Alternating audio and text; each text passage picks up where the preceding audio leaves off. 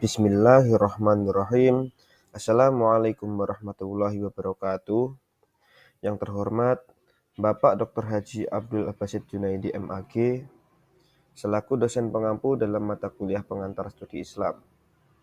Yang saya sayangi rekan-rekan seperjuangan saya di dalam kelas HPIB serta semua yang telah menyempatkan sedikit waktunya untuk menonton video ini.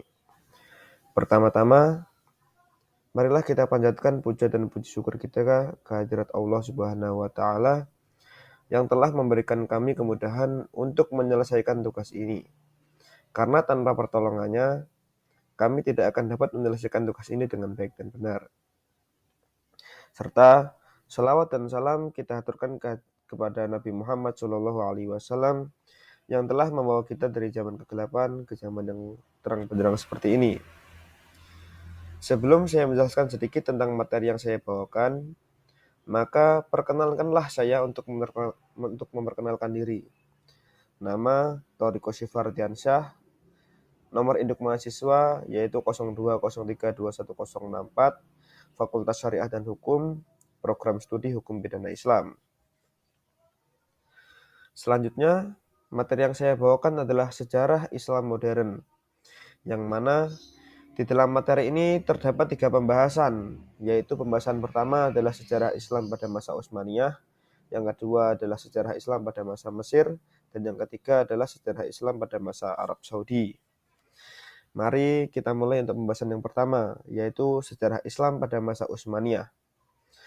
Pada tahun 1288, Ertugrul, raja kerajaan Turki meninggal dunia dan meninggalkan putranya yang bernama Osman, yang diperkirakan lahir pada tahun 1258 Masehi. Osman inilah yang ditunjuk oleh Ertugrul untuk meneruskan kepemimpinannya dan disetujui serta didukung oleh Sultan Saljuk pada saat itu. Nama Osman inilah yang nanti diambil sebagai nama untuk kerajaan Turki Utsmani. Osman ini pula yang dianggap sebagai pendiri dinasti Utsmani pada masa pemerintahannya. Telah banyak keberhasilan yang didapatkannya dan memiliki wilayah yang sangat luas.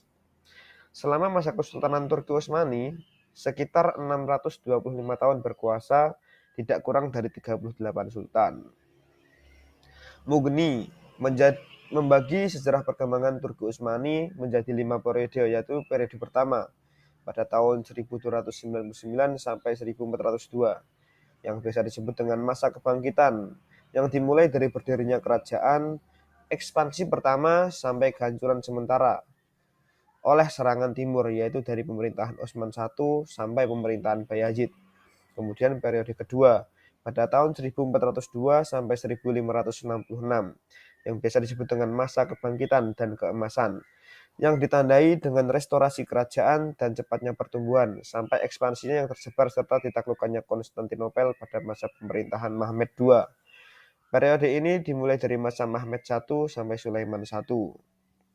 Kemudian periode ketiga yaitu tahun 1566 sampai 1699. Periode ini ditandai dengan kemampuan Utsmani untuk mempertahankan wilayahnya sampai lepasnya Hungaria. Namun, kemunduran segera terjadi dari masa pemerintahan Salim II sampai Mustafa II. Kemudian periode keempat yaitu pada tahun 1699 sampai 1838. Periode ini ditandai dengan berangsur-angsur surutnya kekuatan kerajaan dan pecahnya wilayah yang di tangan para penguasa wilayah dari masa pemerintahan Ahmad III sampai Mahmud II. Kemudian periode kelima yaitu 1839 sampai 1924. Periode ini ditandai dengan kebangkitan kultural dan administrasi dari negara di bawah pengaruh ide-ide barat dari masa pemerintahan Sultan Abdul Majid I sampai Abdul Majid II.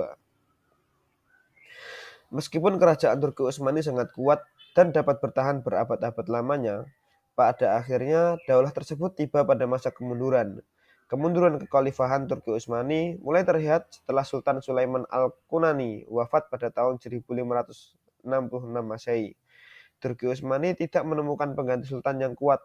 Akhirnya, pada 3 Maret 1924, Mustafa Kemal Pasha membubarkan institusi yang telah ada sejak masa lalu dan menjadikannya negara yang sekuler yang disebut Republik Turki seperti sekarang ini. Kemudian pembahasan yang kedua yaitu sejarah Islam pada masa Mesir.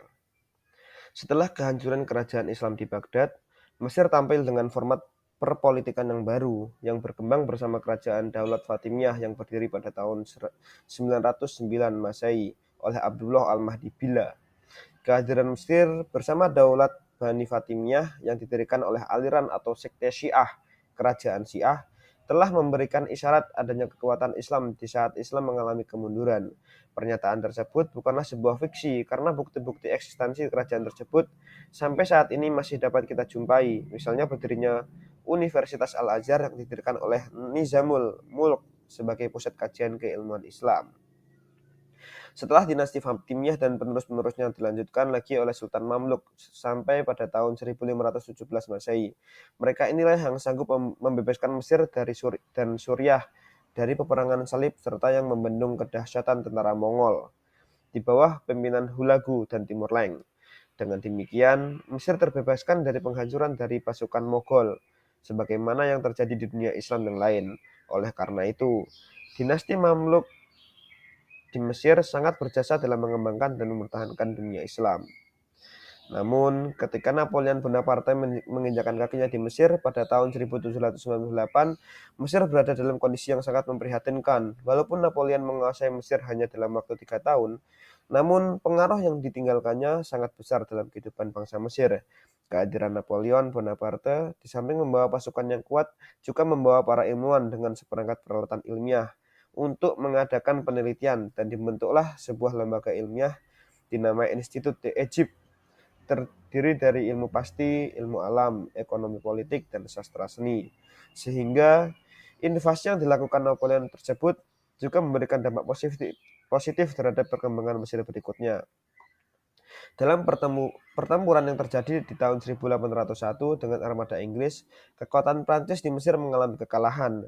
Ekspedisi yang di bawah Napoleon itu pun meninggalkan Mesir pada tanggal 31 Agustus 1801.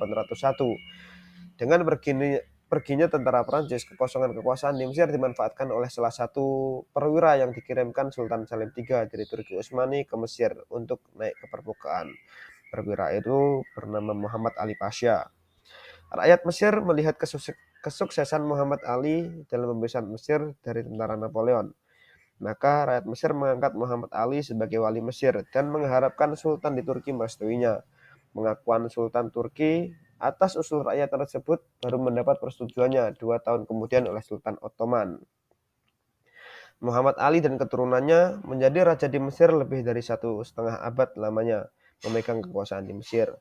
Terakhirnya adalah Raja Farouk yang telah dikudeta oleh para jenderalnya pada tahun 1953 dikarenakan dianggap melakukan tindakan korupsi dan gagal memenangi perang.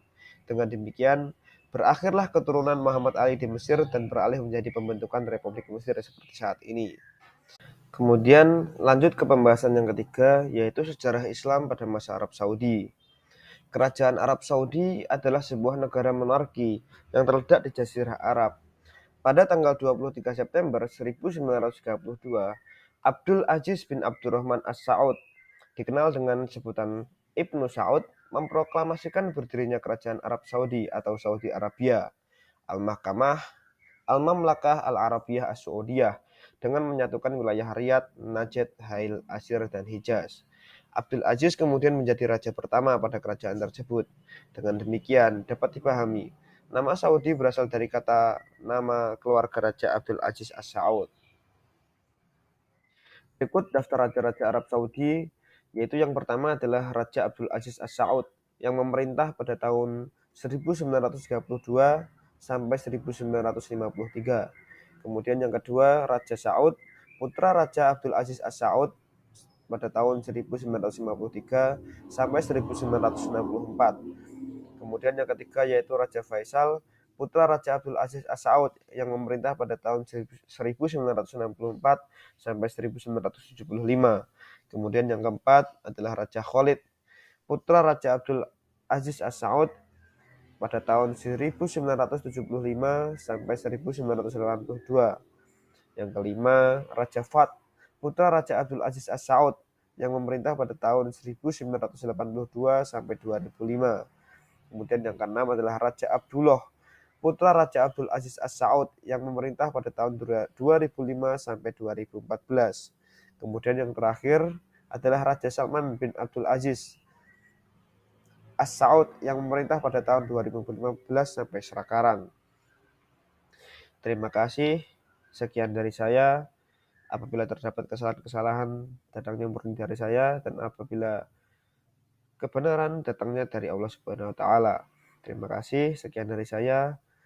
Wabillahi taufiq wal hidayah wa ridho wal inayah. Wassalamualaikum warahmatullahi wabarakatuh.